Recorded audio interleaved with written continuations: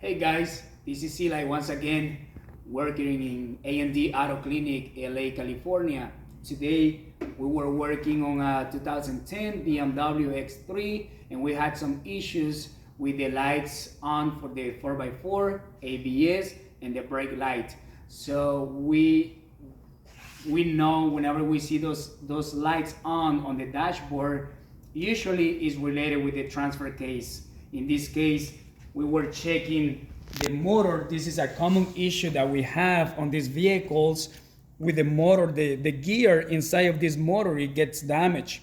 How do you open this one? This one is pretty simple. So this one, we just removed the C-clip that is right here. We already removed it for time purpose. So this C-clip, you just remove that one. It's not a big deal to remove it. And then you have this cover like this one right here. We have another motor, that cover right there. And you just have to, with a flat screwdriver, you need to open it. You just go on each corner and try to get it out. So on this one, we got it out already. So you just remove this cover, this plate, you remove it, and then you can pull this gear out. The old gear, it was damaged. The teeth, it was damaged in the old one. So we got this one. You can get this one very cheap at Amazon or eBay. So we'll replace this one. This is a good known that we have. And on the vehicle, we install a brand new motor. And also, this is a common issue, like I said, a common issue on this vehicle. But also, don't forget to test or inspect the transfer case. The transfer case, this is a shaft, and this one is activated by the 4x4 motor.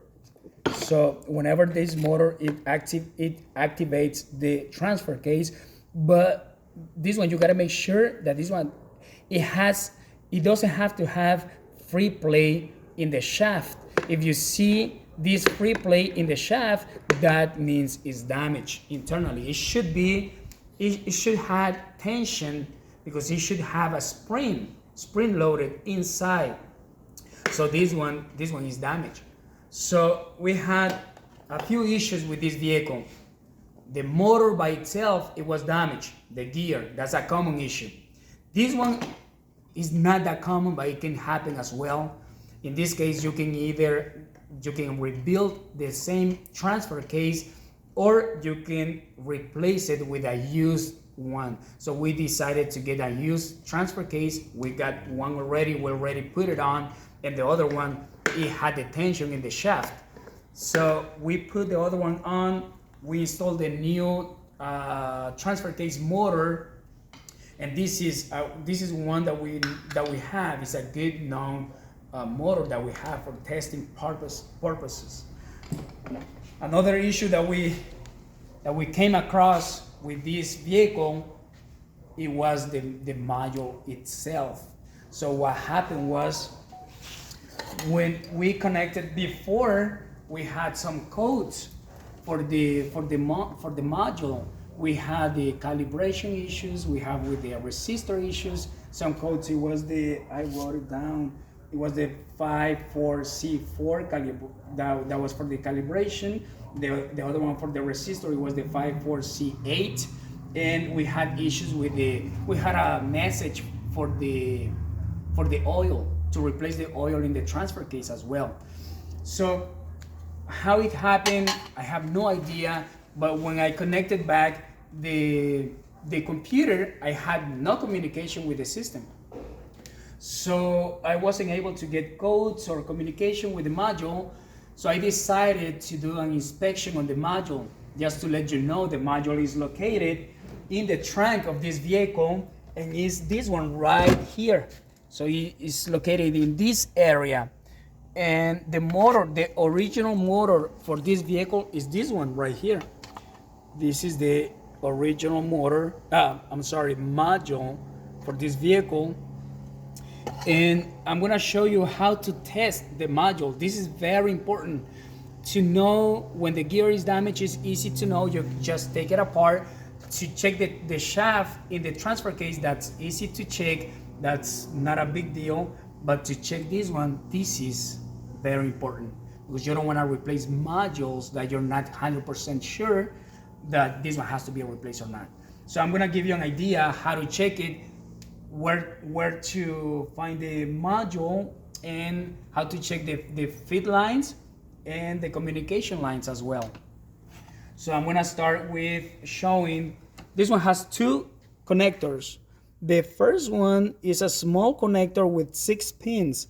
So I'm gonna tell you one by one the color of the cable. So on the first one, on top left is the yellow brown. That's the CAN communication for the module. That's CAN low, the yellow brown. Next to it, on top right, is the yellow red. That's CAN high. That's the communication for the CAN. In the middle left, that's the white purple. And that one is for that one on the diagram says the diagnostic purpose. That one works like that one has to have 13 volts straight. That one communicates with other modules as well and goes to the OBD tube. Next to that one, on the middle right, that one is the ground wire. That's the brown. And the ground is bolted next to the module, so you can't miss it. It's right there. At the bottom of the connector, on the bottom left, is the green wire, and that one comes from a fuse. I believe that's a 5 amp fuse that is located on the right side of the dashboard. And the last one is the bottom right. That one is the red wire, and that one is coming from a fuse as well that is hot all the time. The green wire is hot only on position or the car or with the car running. The red wire, this is the fuse for the red wire that is located next to it as well, and is this one right here, 40 amps fuse. So you gotta make sure that you're getting all the communication lines and the feed lines as well to decide if this is damaged or not. So that's what I did. I checked everything. I'm gonna show you right now how to check it. So after I check everything, I make sure I had my CAN communication, my grounds, my power grounds, they were working fine. And with this specific module, I didn't have nothing on the second connector. These wires, they go straight to the resistor and to the motor. So the module wasn't sending the signal. I was getting all the inputs for the module to work, but something inside, what is damaged, I'm not sure. I need to maybe find out, get more information, but this one was damaged. It wasn't getting any communication out for the motor. So let me show you how to test this one. So right now we have connected the oscilloscope. So we have a 1 channel right now. I'm not using the second channel, and the lead power battery, negative battery is connected for the black lead. The yellow lead is gonna be the one that I'm gonna be doing all the testing at the module. So if you wanna come this way, so you're gonna see right now, I have set it to 20 volts. I'm gonna check the CAN communication line. So I'm gonna go to 5 volts, because just to let you know, on the CAN high, you're gonna see 2.5 or 2.6 volts. Yeah, can you turn it on, please? Just to show you the communication lines with the CAN. So right now, I'm gonna refresh it, and I'm gonna check right now the CAN low. That is the top left, is the yellow brown wire. You're just gonna just gentle touch that one right there, and you see I'm getting on the CAN low 2.3. 2.3, that's the voltage that I'm getting on the CAN low, and that's a perfect signal right there for the CAN low. And you see the spikes, they go to the bottom. they go low. That's why it's can low. They go 2.3. And I'm gonna check right now the can high. Can high is gonna be 2.5 or 2.6. So I'm gonna go next to that one is the yellow red, and that's the can high. And the can high, you see, this one was the can low, and right now is the can high. Can high is 2.6. 2.6.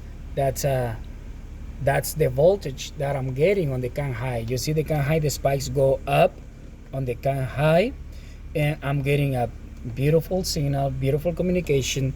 If you connect the two channels, it'll be like mirror. Whenever you see the spike on the can high, you're gonna see the same spike on the can low. Just the can low is gonna go down, and can high is gonna go up.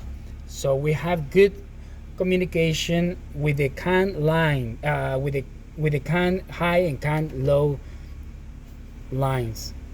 Now we're gonna go to the middle left, that is the white purple. That one has 13 volts. Right here I'm gonna have to change my voltage settings, 20 volts, and you'll see that we have 12.6, 12.5. That's what you're usually gonna see on this wire. Well, you have to see 12 is close to 13. This one is always going to be 13. This one is communicating with other modules as well, and it goes to the OBD2 connector 2. You can check the same wire at the OBD2, and you're going to be able to see the same voltage. Next to it is going to be the ground side. The ground side, we know that has to be 100 millivolts or less. We have 20 volts right there, so we're going to switch it to 1 volt, and right now we have 0.008. This is a perfect ground, no issues whatsoever with that line. And then we're gonna go to the bottom left. This one is coming from the fuse, 5 amp fuse. That's what I think is a 5 amp. So we got it right now. The car is running, so we're gonna be able to see battery voltage. We go to 20 volts, and you see it's 14.4 because the alternator is working.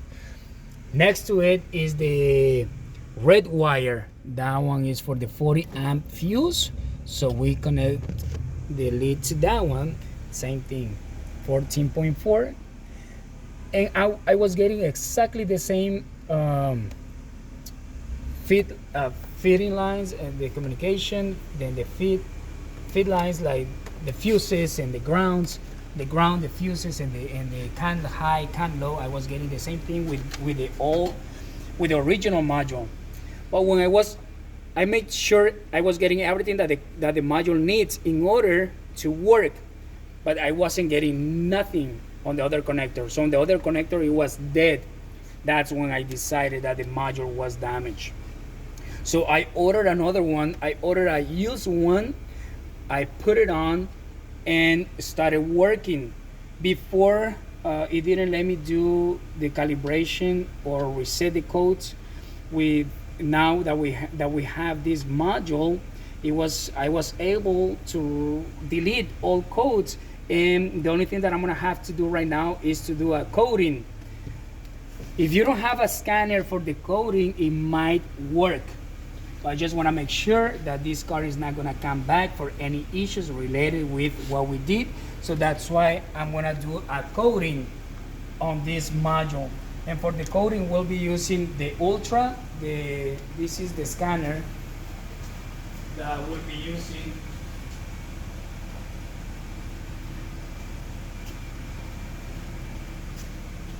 So this is the scanner that we'll be using for the coding. We have the Autel Ultra.